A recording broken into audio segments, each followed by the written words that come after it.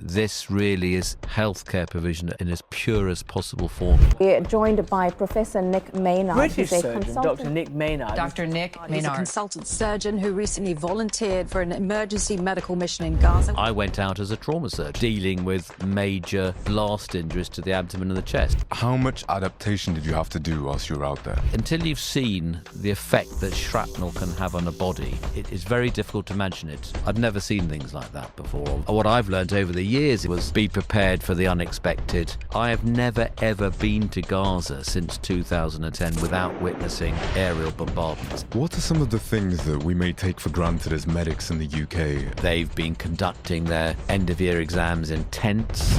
90% of the people in Al-Aqsa Hospital are lying on the ground. And one day, the children there held a vigil for the students around the world. I didn't really imagine my admiration and love for the Gazan people could get any higher. Believe me, it has, when I've seen how they've behaved and how magnificent they've been in the face of such appalling adversity. My admiration knows no bounds for them. When you look back on your career one day and you think of all the memories that you made in Gaza, what are some of the more beautiful key points that will always resonate with you? The people. The people.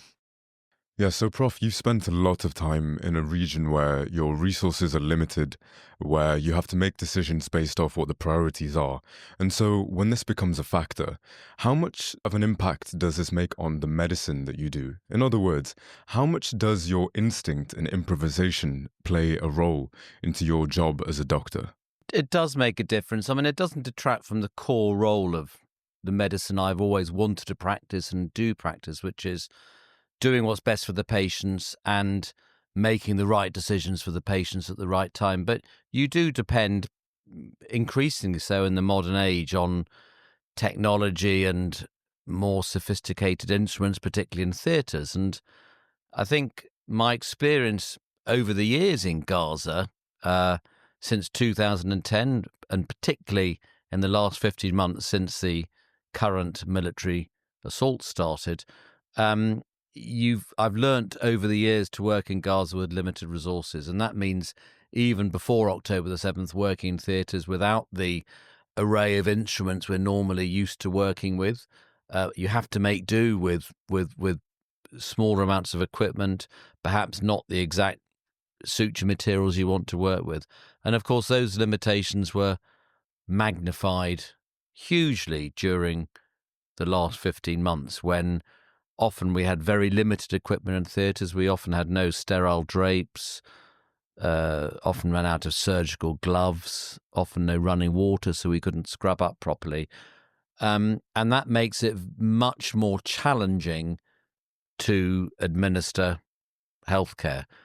I think the most stark differences we noticed were not so much in the operating theatres, but in the emergency rooms in Gaza. I was based at Al-Aqsa Hospital in Middle Gaza, and the resources in the emergency room to deal with the mass casualties coming in were profoundly limited, and not just in terms of equipment, but in terms of numbers of staff. And that meant sometimes that you couldn't triage patients properly, and it meant on many days that people died who would otherwise have survived. They had major injuries, but with the correct resources and with the correct number of people, you could have saved their lives. So that was very distressing.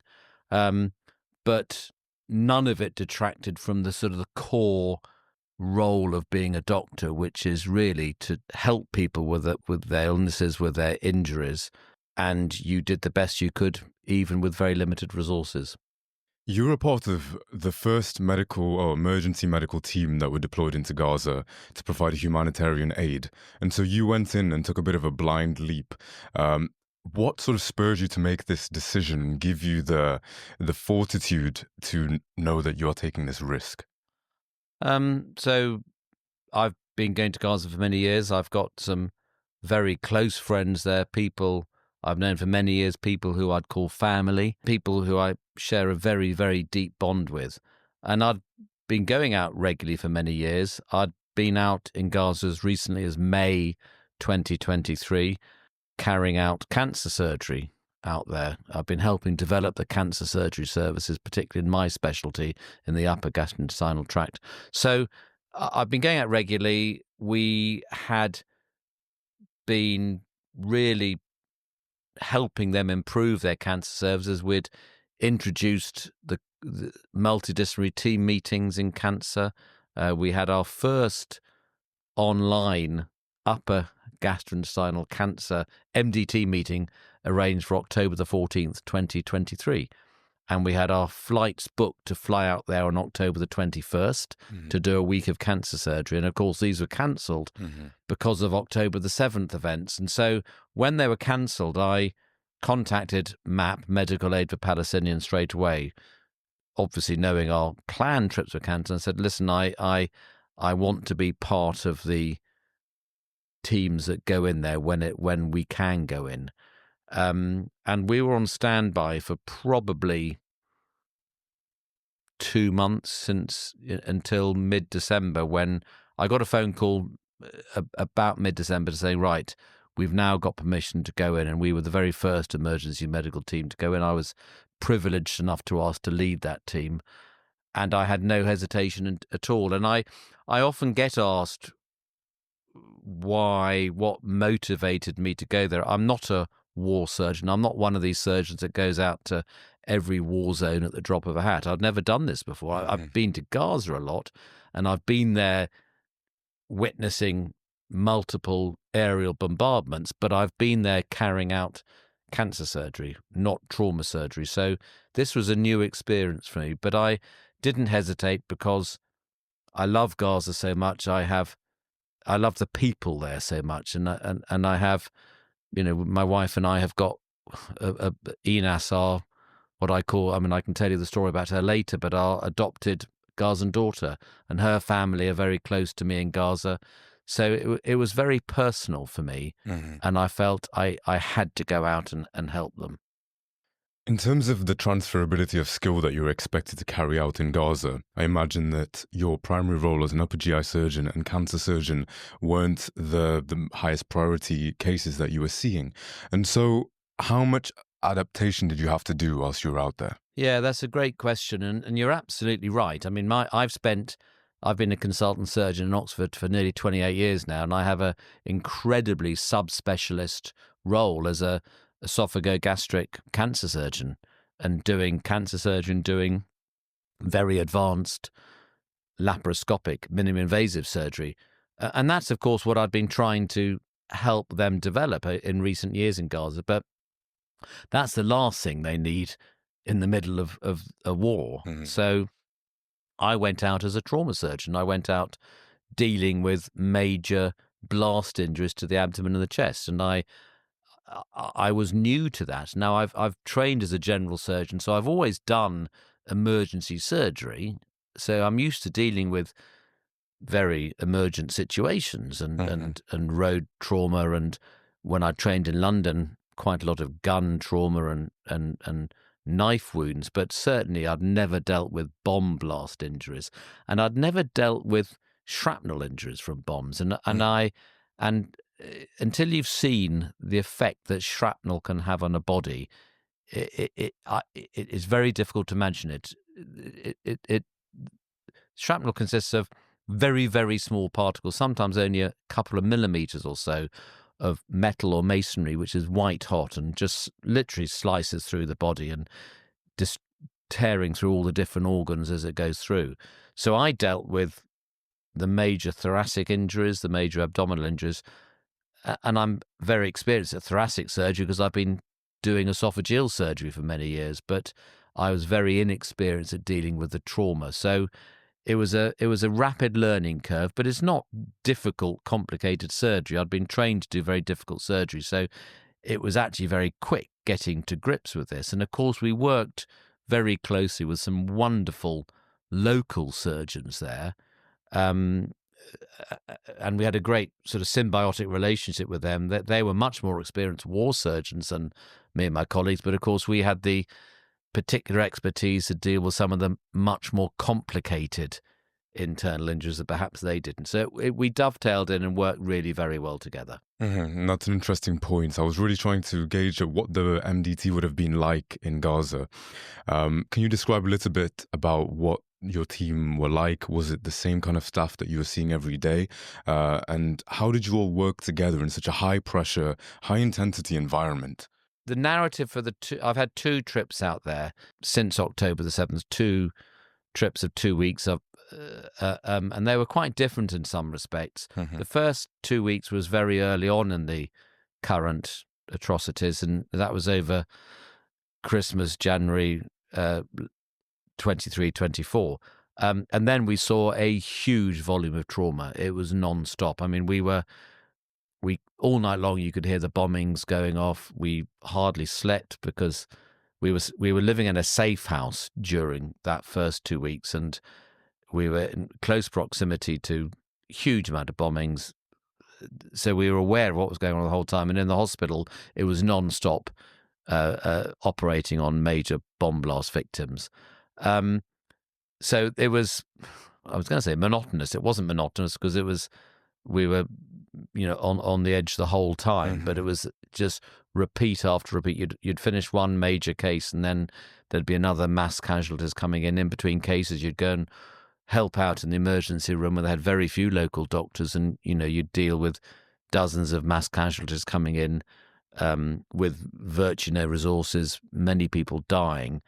But the teamwork was really remarkable, actually, because you all had a common aim. There were no egos. There was no competition. No one wanted to get one up on anyone else. It was wonderful teamwork, and we all just shared the workload and helped each other out. It was desperately frustrating because people died who could have survived if we'd had different resources. But it wasn't for lack of really wonderful teamwork in the face of appalling adversity. So in the NHS, in the UK, we're used to having state-of-the-art facilities and, all the resources that we would need. And so without all of this, how did you really have to adapt? You go back to first principles. I mean, I trained quite a time ago now, shall we say, where we didn't have all the very sophisticated technology we have now, but the basics of surgery hasn't changed. You might use slightly different devices to seal blood vessels or to stop bleeding, but the basis of doing emergency surgery and it hasn't really changed. So yes, we didn't have the array of instrumentation we might be used to, but you adapt, and it was reasonably straightforward. And at the end of a day's work, how satisfying did it truly feel for you? Did the definition of satisfaction as a doctor really change through your experience in Gaza? Golly, it was horrible after work, actually. In the first trip, we had to leave before dusk because otherwise the roads weren't deconflicted and we would have been vulnerable to attacks by the Israeli military. So we had to leave the hospital late afternoon, early evening. So in the evenings, we weren't in the hospital. The second trip I was out there, we lived in the hospital. So in the evening, in the first trip, when we sort of debriefed back at the safe house, I'll be honest, there wasn't really much satisfaction. It's not that you didn't feel you'd helped people. You had helped people, but there were so many people we weren't able to help that the general feeling was one of extreme emotions. We had all seen the most unimaginably awful things I never would have expected to have seen in any healthcare setting. Little children, toddlers with arms blown off or legs blown off or heads blown open and dead, or terrible burns. I'd never seen things like that before, or virtually never in my training. So I think the overwhelming emotion that we all experienced was devastation at the trauma we'd seen. There wasn't time to be satisfied with any of the good work that we'd done. The most overwhelming emotion was just the devastation of the death we'd seen and the appalling way these innocent civilians had been treated. And despite all of this, you still maintain that you have an endless love for Gaza and the Palestinian people. And so, despite this contrary, How did this form? Well, I guess, I mean, my love for the Gazan people has grown, to be honest. I think I've got to know some of them incredibly well. I've got people who I call very, very close friends who live there. Some of them family, as I mentioned. And that's the thing that I've loved most about Gaza is the quality of the people there. They're truly, truly beautiful people. And they're resilient. I mean, they're the most resilient people I've ever met in my life. They live, they've had an appalling place to live in since October the 7th, but it was challenging before then. It was enormously challenging. I have never, ever been to Gaza since 2010 without witnessing aerial bombardments. Every single trip I've ever been there, I've seen the Israeli Air Force bombing Gaza. So they are used to living in the most devastating circumstances. Many of them lived in houses which have been bombed previously. They've worked in hospitals which have been attacked. This is not the first time the Israelis have attacked Gazan hospitals. I've seen hospitals destroyed back in 2014. So this has been going on for a long time. But they are the most remarkably resilient and resourceful people. And of course, since October the 7th, the time I've spent out there, that has been so obvious since then. I've seen, people. I remember the first day I went into Al-Aqsa Hospital at the end of December, I saw a couple of surgeons who I'd known from Shifa Hospital. Shifa by then had been destroyed, so they'd all been displaced. So they'd moved down to the middle Gaza, and they just turned up at the hospital and said, "We're surgeons, we're here to work."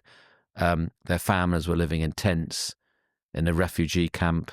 They weren't getting any money. Of course they weren't getting any money, but they were there to work, and they were selflessly working every hour of the day and night sometimes in order to save their fellow civilians. So I didn't really imagine my admiration and love for the Gazan people could get any higher, but believe me, it has. When I've seen how they've behaved and how magnificent they've been in the face of such appalling adversity, my admiration knows no bounds for them. So amidst all this humanitarian crisis, we tend to see some of the most beautiful moments in humanity prosper and the magic of being human just bloom. And so is there anything in your memory that you can recall, certain events that really made you see the beauty of how people can behave when the worst things are happening? Yeah, I mean, many, but I'm going to tell you about two events which have just blown me away. One of which I witnessed firsthand and one of which I've seen a video of. And I'll deal with the second one first. One of my close friends out there is a man called Muhammad al-Sharif, who runs a wonderful child psychology support center in Gaza City. He lives in Jabalia. And I visited his center on many occasions in the past. I'm chairman of trustees of a charity in England, which we help fund that charity. And it supports the mental health of children who've been damaged by war, trauma. And throughout this conflict, since October the 7th, he has been working daily, looking after the mental health of children in Jabalia camp. I've seen countless pictures and videos of him with the children amidst all the rubble, amidst all the destroyed homes, entertaining the children. There's a video he constructed from last summer of a few of them are dressed up as clowns and they were singing and dancing with the children. The children were giggling, laughing, and it was just the most surreal experience watching this surrounded by this appalling destruction. And he has been working every day since then to support the mental health, and yet sadly he was abducted illegally by the Israeli military just before Christmas. I'm in touch with his sister most days, and he remains detained in an Israeli prison. And I fear very much for his life because I know of many people who've been killed in Israeli prisons, who've been abducted during this military assault. I know people who've been tortured in those prisons. So I fear very much for his life. But what fills me with hope with regard to Muhammad is the video which I look at repeatedly of him with these children dressed as clowns, entertaining the children. So that was I can't imagine how he managed to do that in the face of all that adversity. And the other story I want to share with you is something I witnessed at Al-Aqsa Hospital, where I was based. And this was in my most recent trip there early in the summer.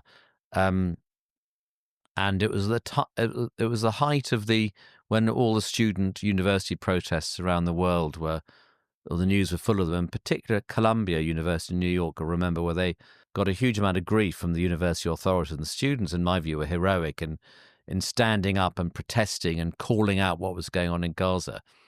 And at Al-Aqsa Hospital, it's a small hospital. It maybe has 150 beds. There were probably 800 patients there when I was there, and there were probably 20,000 people living in the immediate environment of the hospital because so many displaced refugees had come there.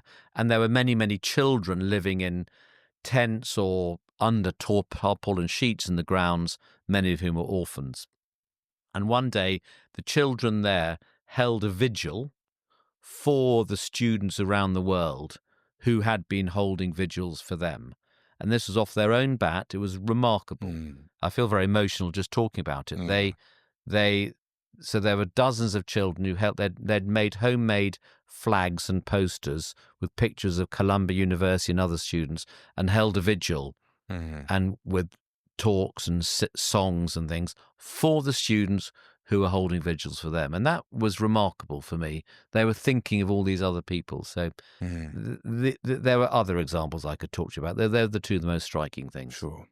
And that leads me to kind of ask, how much of an impact is it truly making when students all across the world are coming together to really call out the humanitarian crisis that's going on and demanding change from, their leaders and things? I think it's having a big impact. I think it's been wonderful to behold these huge marches, and they're peace marches. We know they're peace marches. They're not hate marches, as some people portray them as. They're peaceful marches. I've been on many of them, and seeing these sometimes hundreds of thousands of people and many students standing up and speaking out for what is happening at Gaza, I think has been wonderful to behold. And there's very, very few times in history when students have not been on the right side of history. And I think it is wonderful to behold this. I think it's tragic that our governments are not listening to them and not acting in the way we want them to act. But I think it's making a difference. And that, combined with social media, is having a huge impact, I think. So how different of a doctor are you now today compared to how you were before 2010? What has really changed in you as a clinician, and the way you think, and the different sort of mannerisms that you may have? Yeah, difficult question. I don't think it's I don't think it's particularly changed me as a doctor, because I think that what's been the core of my practice as a doctor has been my relationship with my patients and wanting to help my patients, and that's always been absolutely fundamental to me. I think there are, and I think there are different people who go into medicine. There's some surgeons who go into it purely for the technical joy of doing an operation, and I've enjoyed the technical aspects of it, but the most important thing by far for me has been my relationships with my patients and trying to do good for them. You don't always succeed, but trying to do good for them. And that's certainly when I retire, I won't miss the surgery. I won't miss it at all. I'll miss the patients massively. And so in that sense, and that's been core to what I've been doing in Gaza as well. I've loved the relationships I've had with the patients out there. So I guess maybe it's reinforced that my philosophy in that respect. So returning to Oxford, to my normal job from Gaza, it did make me just take a breath once or twice and think, when I had to deal with some of the patients who, we all have difficult patients, don't we? So I think dealing with some of them was sometimes, I felt it was internally a little bit more difficult, having dealt with such atrocities in Gaza. But, you learn how to deal with that. And I don't think it's I think it's reinforced my fundamental philosophy of how I want to practice medicine, which has always been there. And it reinforced yet more when I was in Gaza. Mm-hmm. So back in 1986, if you don't mind me sharing, you graduated from medical school. You're telling stories. No, you're right. And then you received your certificate from the Royal College of Surgeons. You became an upper GI surgeon based in Oxford University Hospitals. You were teaching students. You were living what I would like to say is probably a doctor's dream. You were comfortable. But then what caused you to make such a big jump that would forever change your life and the lives of many other people?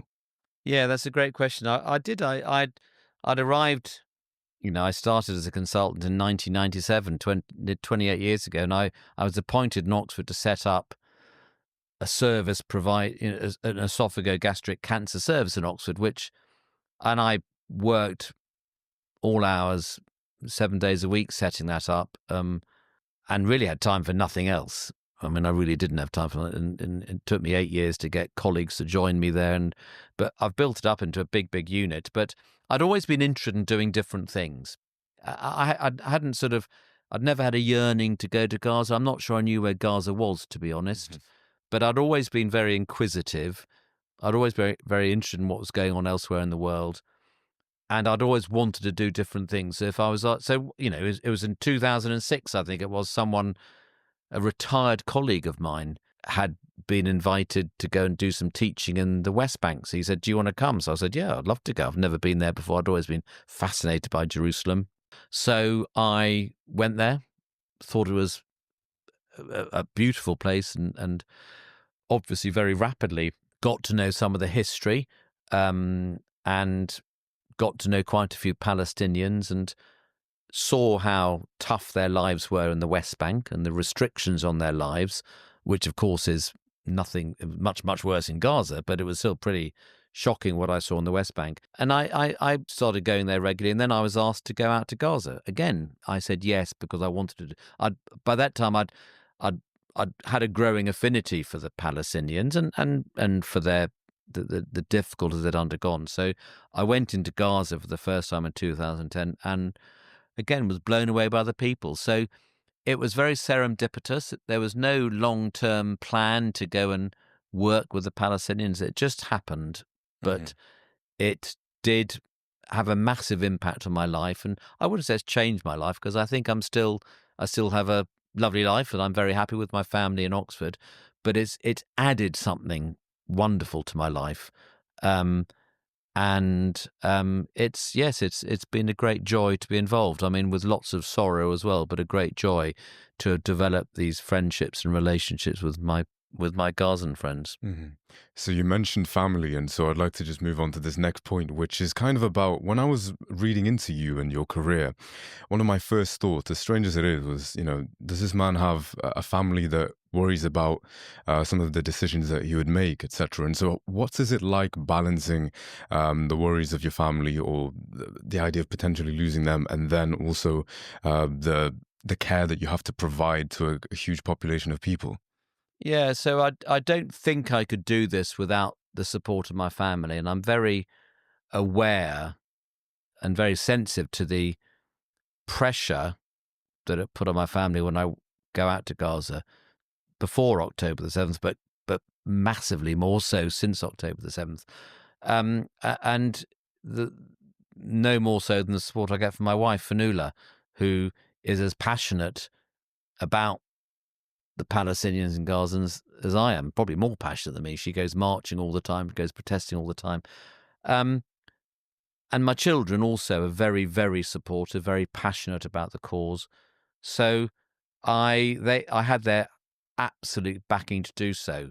And I think it's for many reasons. I think they are all very generous people who care deeply about people who have to live in adversity, like the Palestinians.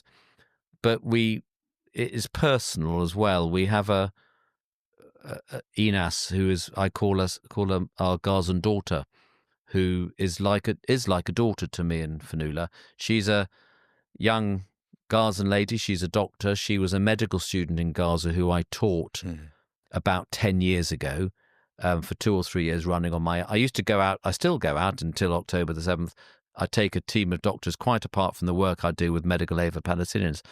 I take a team of doctors from Oxford to teach medical students in Gaza every year. And that's been a great, great joy for all of us. And Enas, I taught 10 years ago, taught her 2 or 3 years running. She got a scholarship to get out of Gaza, to do a master's in Leeds. And we were the only people she knew, and she became a member of our family. She's become like a daughter to us. She's become like a sister to my children. She's become like a daughter to me and Fanula. She's never been able to go back to Gaza. She was never able to see her family again. I used to see her family every time I'd go to Gaza. I'd take things from her to them. They'd give me things from them to her, and they became like my family. And it became very personal, as like my family. And when Enas got married, she married a fellow Gazan in England. When she got married, her father asked me to give her away at the wedding because the family couldn't come out. When she became pregnant and had a baby, Fanula, my wife, was like her mother, looking after her. And she's like a sibling, a sister to my children who love her dearly. So they all understood why I felt this overpowering need to go out there and help her family and all the other Gazans out there. They've actually now managed to get out of Gaza. They managed to, we with a lot of help from friends and family and fundraising, we raised enough money for them to get out of Gaza about 9 months ago, and they've met up again in Cairo. And the video of Enas meeting her family again would bring tears to your eyes if you saw it. No, it's absolutely beautiful. And so, if you could bring yourself back to before you moved to Gaza, if you could give yourself some advice as to what to expect or how to better prepare yourself in providing humanitarian aid and overcoming a lot of the challenges that you would inevitably face, what would you tell your younger self? So I'm going to answer that in 2 ways. I'm going to answer with in my preparation to go in after October the 7th, because I thought I was prepared then, but I wasn't. I thought I was prepared because I knew Gaza well. After October the 7th, I was talking together with my friends in Oxford who also had a lot of Gazan contacts. We spoke to people most days, WhatsApp messaging most days. So we really were keeping on board with what was going on. And I thought I really understood what was going on. I thought I'd be prepared for it, but I wasn't remotely prepared. And it was utterly shocking what I saw. So I actually don't think anyone can be prepared for the atrocities we saw over there at that time, other than just in knowing that you have to be profoundly flexible in what you do. You have to be prepared for any eventualities. And I guess I'd learned that from my earlier trips to Gaza. In medicine, we, by and large in England and in the UK, medical care, provision of medical care is a very structured life you live in. You know what it's like. It's all very structured, and when you want to do an operation, the equipment's there ready for you. What I've learned over the years in Gaza, well before October the 7th, was be prepared for the unexpected. Be very adaptable in how you provide that sort of care. And I think my advice, I think I was very lucky because I went out there in the early years with people who knew Gaza and taught me a lot. I probably wasn't ready enough to really understand how adaptable you need to be out there. But I was very lucky. I had great mentors who helped me along the way. It seems as though the power of having good mentors along the way when you especially are going into difficult situations are vital. And so can you talk to me a little bit more about the power of a good mentor? Yeah, I think it's really important. And I've thrived on mentorship all my career. I became an esophageal surgeon. It's been my great love in surgery. And I was inspired by one man, really. My mentor, my boss at Guy's Hospital when I was training there as a junior doctor and as a senior trainee. And he was an inspirational surgeon, trainer, human being, truly wonderful with his patients. that's, I learned a lot about things from him. So I was inspirational is the right word. I was inspired by him.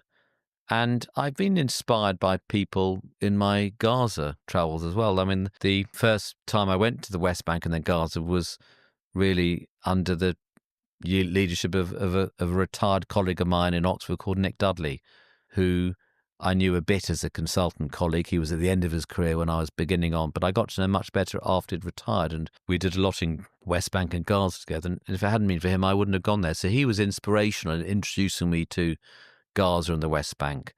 And I think, I've been inspired by friends I've made in Gaza. I've talked about my friend Mohammed al-Sharif, my great friend Hamis Alissi, who's a inspirational doctor. I'm using that word a lot, aren't I? But I've been inspired by a lot of people. Yeah. He is a truly inspirational human being who is, as we speak, is still in northern Gaza, trying to survive. And I'm in contact with him regularly. In the last 15, 16 months, we've seen some of the worst imaginable examples of humanity, in my view. And the things I've seen in Gaza, I've seen, direct, deliberate targeting of preteen children. I've seen direct targeting of many, many innocent civilians. I've seen the direct targeting of healthcare facilities. I've been operating in an operating theatre whilst the Israeli military bombed the intensive care unit next door to me. So I've seen these incontrovertible war crimes, in my view, and I've seen some awful things, but we've all witnessed some of the very, very best of humanity in the last 15 months. And Hamis Alissi, the doctor in northern Gaza, Mohammed al-Sharif, the child psychologist, these are truly exceptional human beings, truly exceptional, who inspire me and the reason, amongst others, why I will never, ever, and we will never give up hope for our Palestinian friends. And on the other side of that perspective, if we look at the patients, can you tell me a little bit about what inspired you about meeting a lot of the patients from this region? So, the Gazan people generally are beautiful. I mean, they put up with an enormous amount, and how they can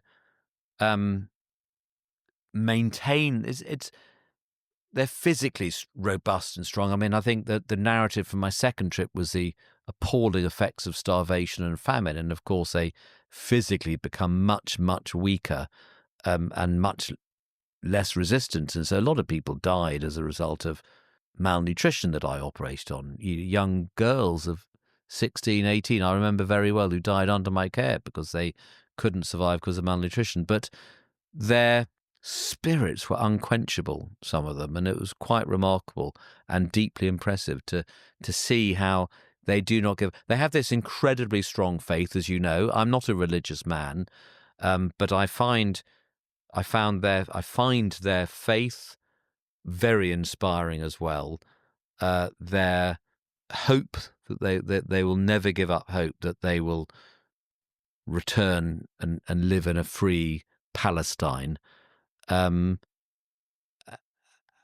they're not even frightened of dying. I mean, it sounds remarkable but they're not frightened of dying. And I heard this so many times from them that, we're not frightened of dying. In fact, we expect to die, they often said to me. We're not afraid of being martyred because we know we're going to a better place. Now, I don't understand that because I'm not a religious person, but I found their faith utterly inspiring, and I can see how it helps them enormously. Absolutely. And were there ever moments where your role became more than a doctor, where you were playing a role of a friend, a shoulder to lean on, somebody to support, anything like that? Yeah, all the time. Again, with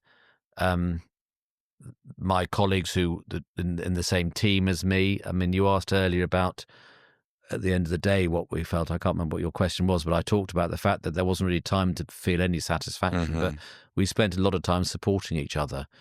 I remember one evening when we'd all been involved in a mass casualty arrival in the emergency room, and I could talk for an hour about what we saw there: dead children, desperately injured children. One 6-year-old boy I discovered just on the ground with a huge hole in his chest, barely alive, who we saved. Terrible burnt children who died. And I remember one day was particularly bad. And when we got back to the safe house that evening, we were numb. I mean, shell-shocked. A lot of tears, and a lot of comforting and a lot of hugging and looking after each other. And even upon our return to the UK, for the first several weeks, if not months, we would sometimes just ring each other up if we were going through a bad time. And I found it very difficult to talk to anyone about this when I got back. I talked to my wife, obviously, and my children, but anyone else, I found I couldn't talk to my extended family. I just couldn't. It was too difficult, and I'd often pick up the phone to 2 or 3 people I'd been out there with, and we found we could talk to each other then. So there was a lot of that, and with patients as well, and the young children, the young teenagers dying, and their parents there, and it was just, there was a lot of emotion in those circumstances as well. Mm-hmm. I mean, that's been as I said, that's been a major part of the way I practice medicine. You can't get too emotionally involved with patients. Of course you can't, but I think by and large I get the right balance, but I do allow myself to get close to patients. I do think it's important to be empathetic and to a degree become emotional with them, and that's always been part of my practice, and it was the case also in Gaza. As a doctor who has seen some of the most unimaginable extremities of what the world can be like, what would you advise to future doctors and current doctors in terms of how we can cope emotionally and psychologically through difficult moments? Be honest with yourself. I would defy anyone to go and work in circumstances like that and not be affected emotionally. So be honest and admit that you will benefit from talking to someone or other, sharing with close friends who've been through the same experience as yourself. I can't imagine experiencing that without going through some of those difficult times. So my advice is to share. You will find it difficult to talk to people who weren't there with you, but share with the people you were there with, and talk to people, and if necessary, get professional help, get some counselling, because virtually everyone I know who's been out there has had some form of counselling afterwards. It's entirely appropriate, but it's a profoundly rewarding thing to do.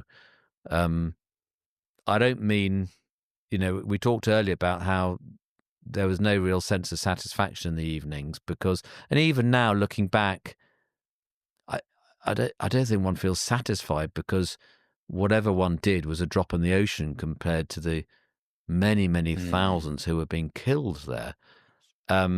But I think what is rewarding is the relationships one builds there, and the privilege, and I would call it a privilege, of being involved in some very small way of helping this population of people who have been treated utterly appallingly by the rest of the world. And it is an absolute privilege to have played a small part in trying to help them. How were you received by the general community in Gaza as a medic, as somebody who was going to provide aid in the most crucial times? Were you ever supported by the locals and invited? And what was the hospitality like? Awesome. I mean, well, let me rephrase that. I mean, clearly, after October the 7th, there was no hospital. I mean, we were the reception was overwhelming. They were delighted to hear us and to see us, and we were continually being dragged to see one patient or another by the relatives, and so they were incredibly receptive, and of course that extends itself pre-October the 7th, when we went there in peacetime. Of course, it's not peacetime because there's always bombings going on, but in relatively quieter times, the hospitality was magnificent. I mean, it was always dangerous moving around Gaza. You could certainly never move around at night because there was, as I said, there was always ongoing military assaults. But, you know, Inas's family, for example, would always entertain our group when we went over there. So we'd go along and have supper there, or meal there, or lunch. And they'd always put on a feast for about, 50 people, and for 10 of us turning up. So my wife always used to tease me after my trips to Gaza. I'd come back, I'd put on several pounds in weight after every trip to Gaza, which sounds perverse when we're talking about a country now that is in famine and where they've all been starved. But actually, when I talk about this sort of thing, my Gazan friends want us to share stories about what Gaza used to be like and what we hope it will be again, because it's an incredibly hospitable, beautiful country with, as I said before, the most beautiful people. You mentioned the hope in the people that is unwavering and doesn't change no matter what.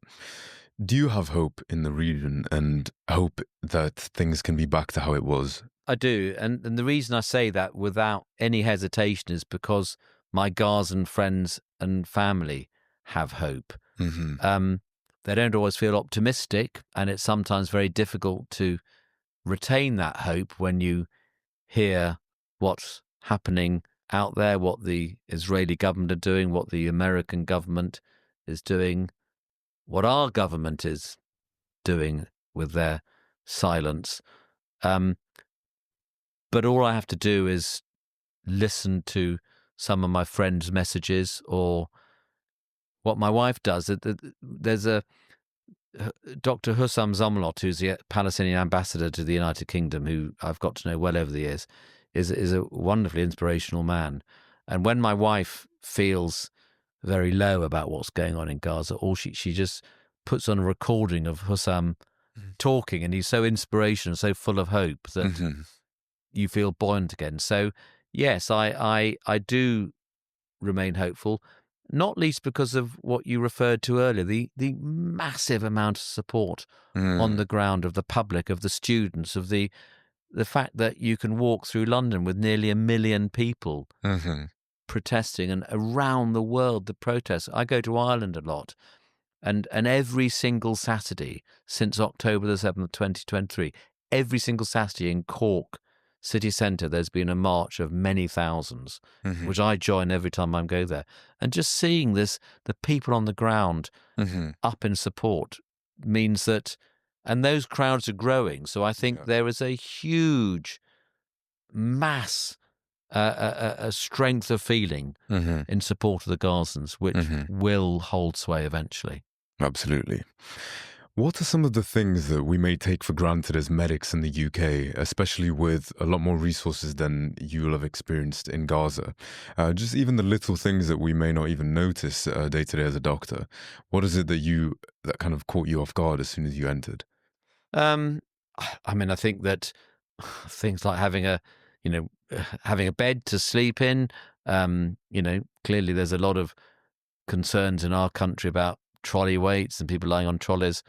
90% of the people in Al-Aqsa Hospital are lying on the ground, not on beds. We treated so many people in the emergency room on the ground, putting chest drains into children lying on the ground, no trolleys put them. So things like that.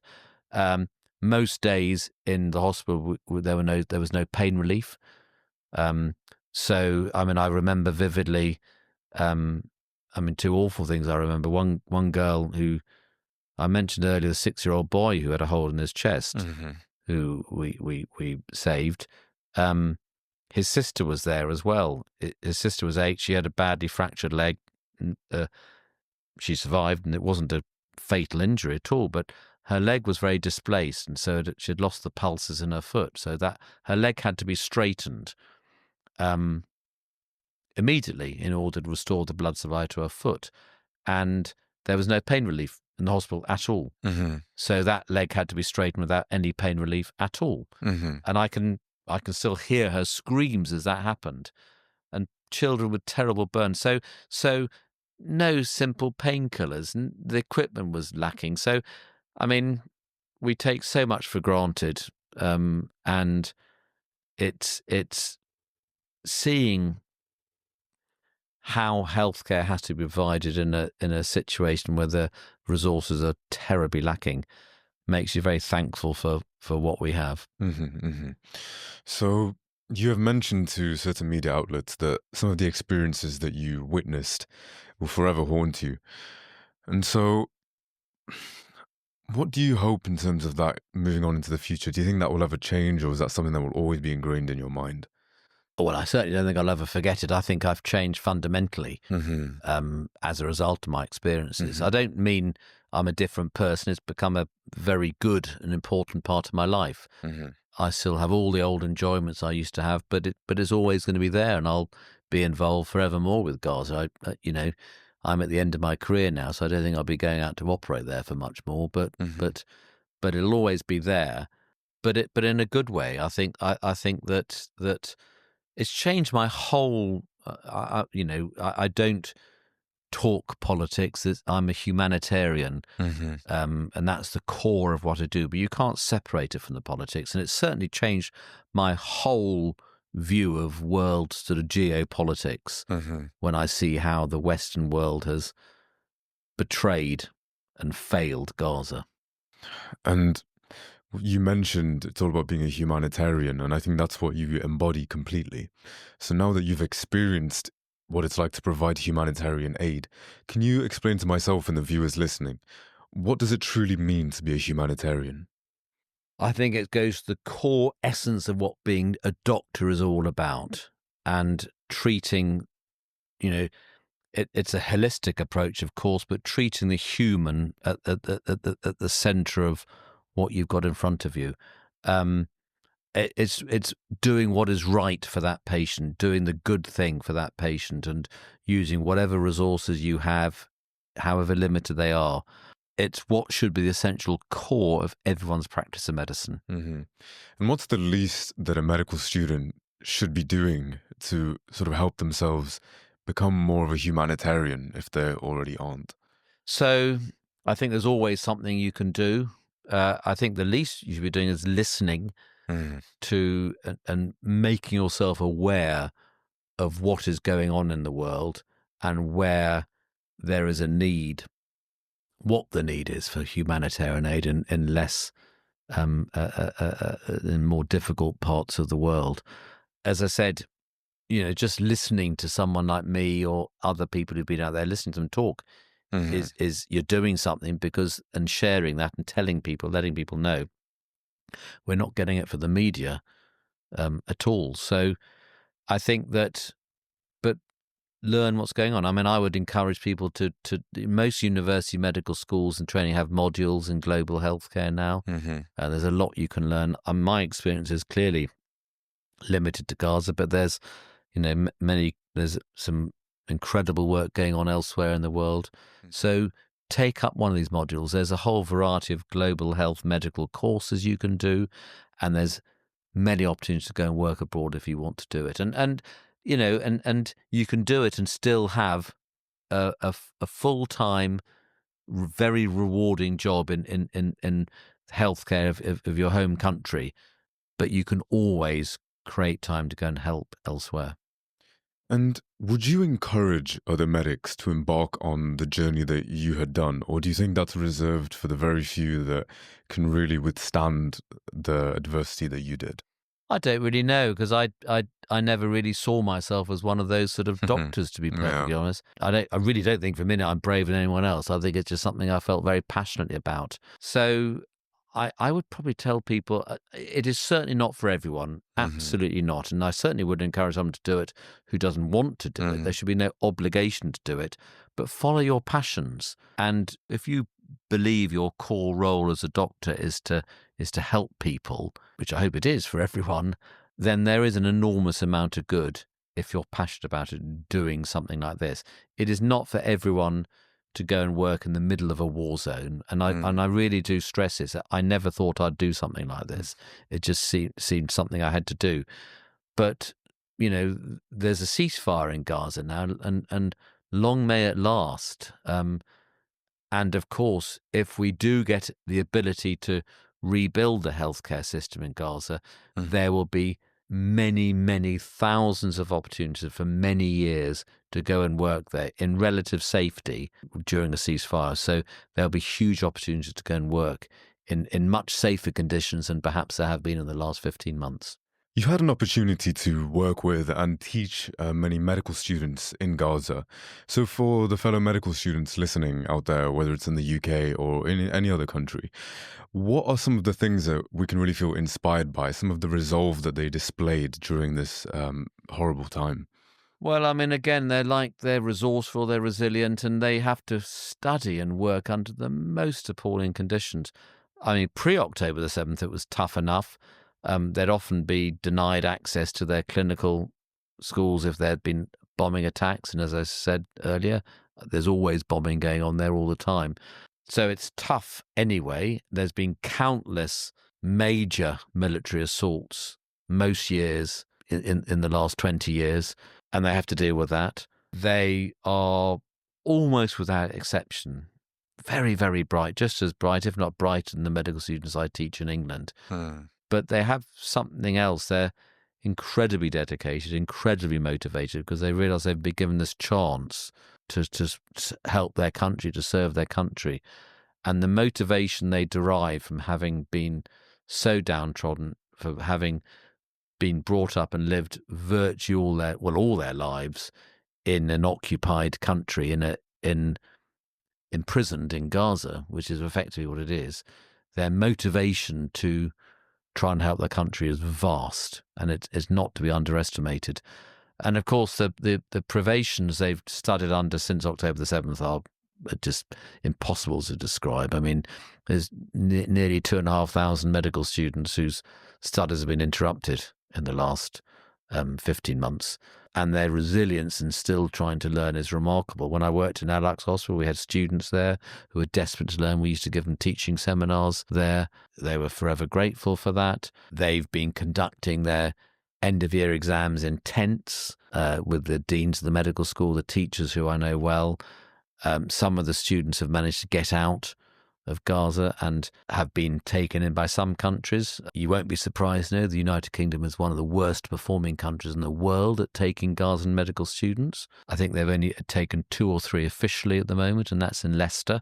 Other countries have taken far more than those. We've managed to get some into Oxford, not yet into the medical school, but we've got them with us on observer contracts and teaching them that way. We are making progress in getting them brought into some of the medical schools. So their adaptability, their desperation to learn is remarkable and inspiring. So you did your medical electives in Papua New Guinea a few years back. And I'm personally going to be going to the Philippines, and many students will be going all over the world. And so even if not every medic is going to go and help in a war zone, do you think that there's a lot to take out from going to a part of the world where it's not as resourceful as the UK is, and making it into an eye-opening experience? Yeah, definitely. I mean, I'm a great fan of experiencing different cultures and seeing what things are like elsewhere. It may inspire you to want to go and work in that sort of an environment. It may make you think, God, I don't want to work in England. I want to go and work in Papua New Guinea or you know, outback Australia or Philippines or whatever. So absolutely, the more you see, the more you experience, the more likely you are to end up doing something you really want to do. So I'd absolutely encourage everyone to really look far afield to go and get those experiences, because it just opens your eyes and it makes you realise there's much more out there. My niece is a doctor, but she finished her foundation years and didn't really want to stay in conventional medicine in England. She's gone to work for MSF and is just starting with MSF and is so excited. And you can do different things. So yeah, absolutely go and explore. I mean, it's good for life anyway, exploring, isn't it? But in terms of medicine, go and see what it's like outside. And there are many wonderful careers outside there. Absolutely. And this brings me on to your experience down under when you went to Australia. What was that like when you did your fellowship there? It was terrific. I mean, the job was great. I don't think it was particularly different from the job I was doing I was at Guy's Hospital on the training scheme there. but it was more about working in a different culture. Mm-hmm. And it was a great life experience traveling around Australia, working in a different environment. I effectively worked. I mean, I was a sort of senior registrar. That's a defunct term now, isn't it? But it used to be, I don't know, what equivalent to ST8 or something. But I was effectively working as a junior consultant because I worked for Professor Surgery, who, should we say, didn't spend a lot of time there. So I was basically working as a junior consultant. So I got great experience there, but it was a wonderful experience. So I encourage all my trainees to go and work abroad if they can. You can absolutely learn new things that you wouldn't learn because you go to a unit where they're particularly brilliant at, robotic this or robotic that. But just living and working in a different culture is invaluable. It's a great life experience. So my wife and I, we had my two sons who are now in their 30s were, I think, 1 and 3 when we went out there. So it was a long time ago, but it was a great life experience for us.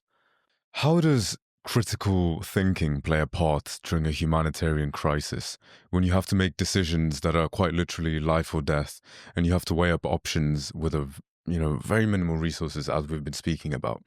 So how much of a role does critical thinking play? A big role, and it has to happen very, very rapidly, as you can imagine. But you often have far less options available to you than you might have in the United Kingdom, in my hospital in Oxford. So, and you're not alone. You can share this decision making. It's very, very helpful to share it with other people there. But it's terribly important. So you're making life and death decisions all the time.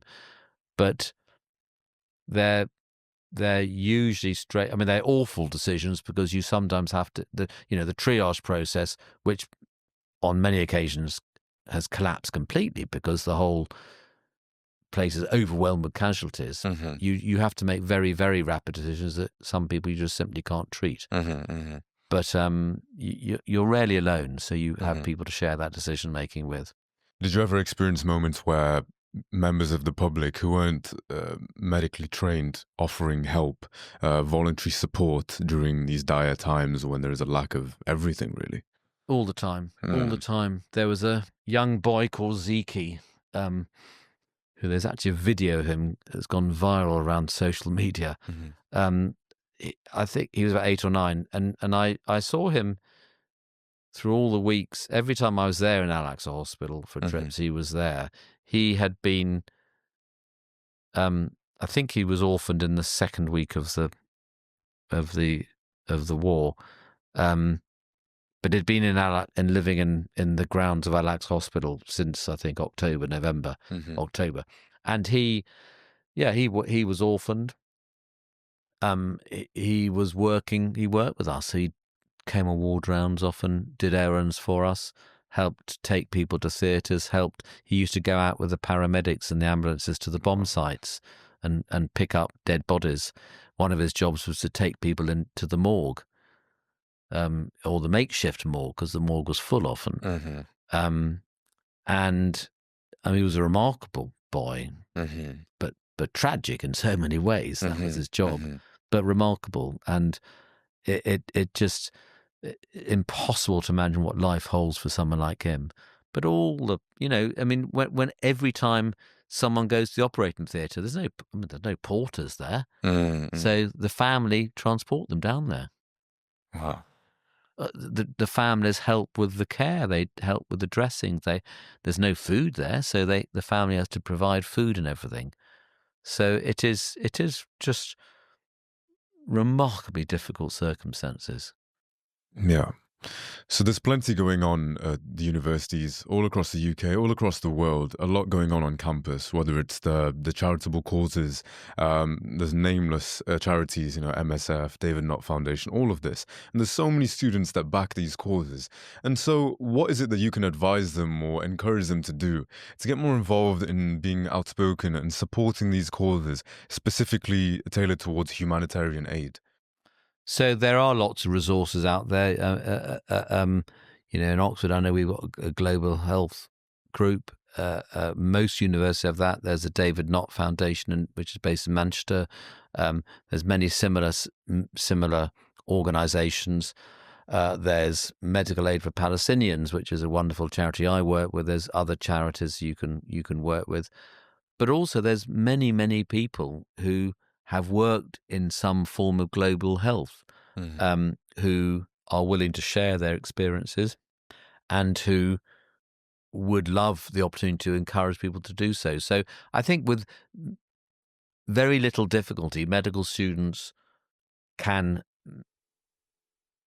go on courses, can go to meetings, can ask questions of people who've been out in these situations and worked like this, and can learn more about it. And there are multiple opportunities for learning more, volunteering, doing things. I mean, I've been totally inspired by many of our students, and I don't mean just student doctors, student nurses, student physiotherapists, pharmacists in Oxford who have joined the local healthcare workers for Palestine in Oxford, who we often march together, go and vigil together. They attend meetings, they get contacts. So there are multiple opportunities, and I think it's I think it is wonderful for healthcare workers to do something like that, because it really reinforces the root causes of why you become a healthcare worker. And it's, in that sense, it's very rewarding, and you do meet the most wonderful people. Of course it's distressing, but I go back to what I said earlier. What is my fundamental role as a doctor is what always been core to is helping patients, and this really is healthcare provision in as pure as possible form in many ways.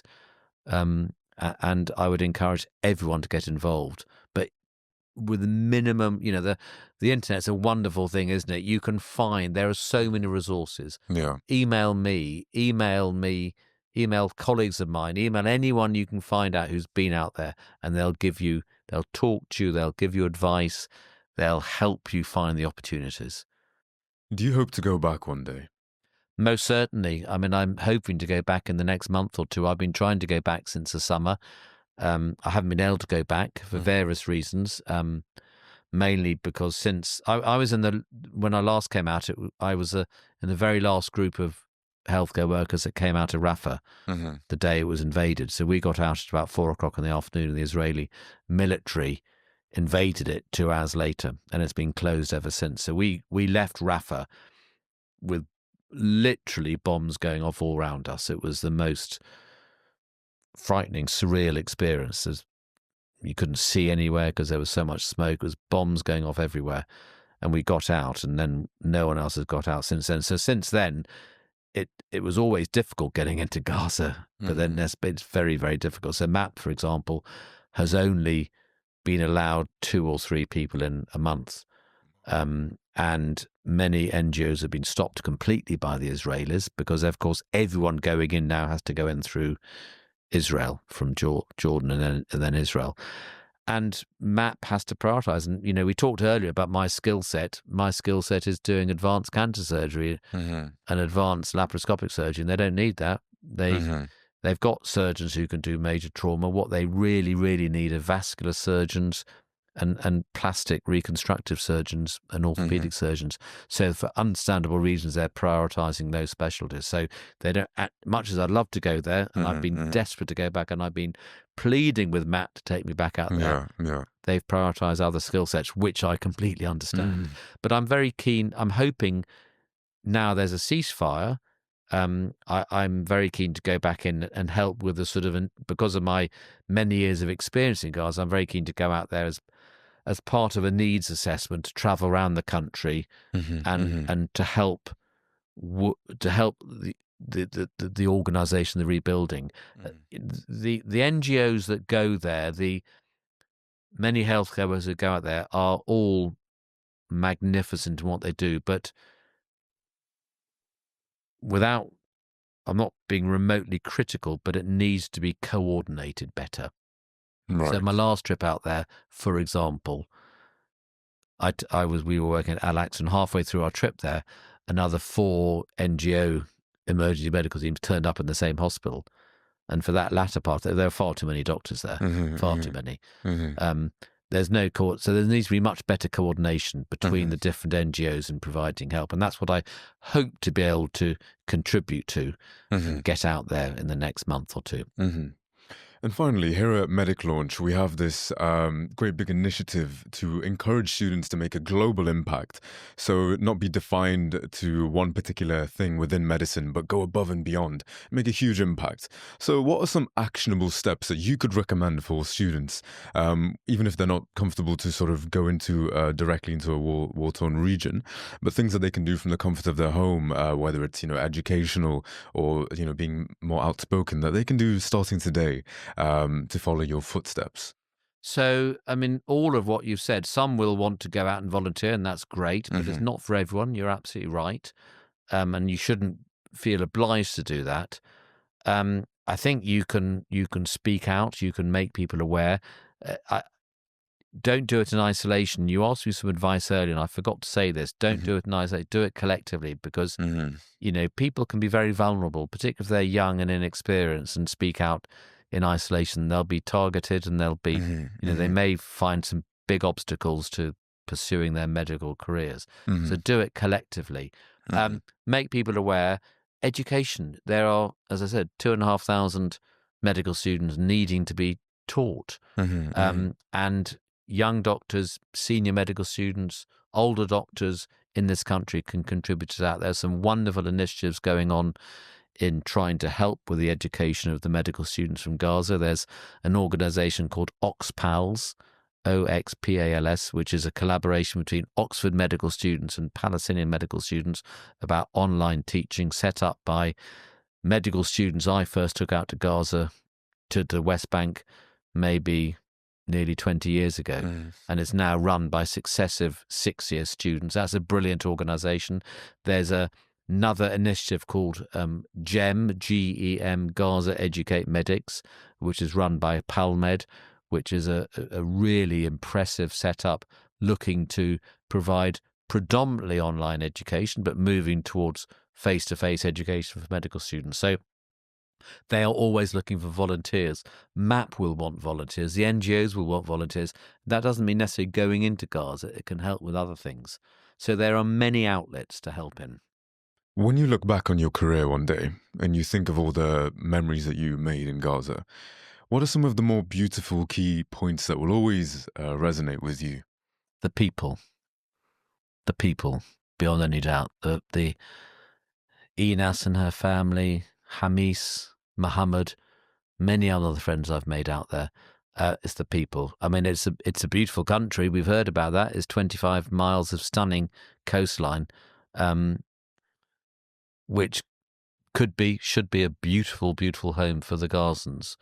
But it's the people. They're the biggest memories and the most beautiful memories. Professor Nick Maynard, it's been an absolute pleasure talking to you today. Thank you for all of the insight and wisdom you've provided us. Thank you very much. And as I said, if anyone wants to, I'm happy for you to share my contact details if people want to talk to me about how they can help. Absolutely. But thank you for inviting me. Thank you.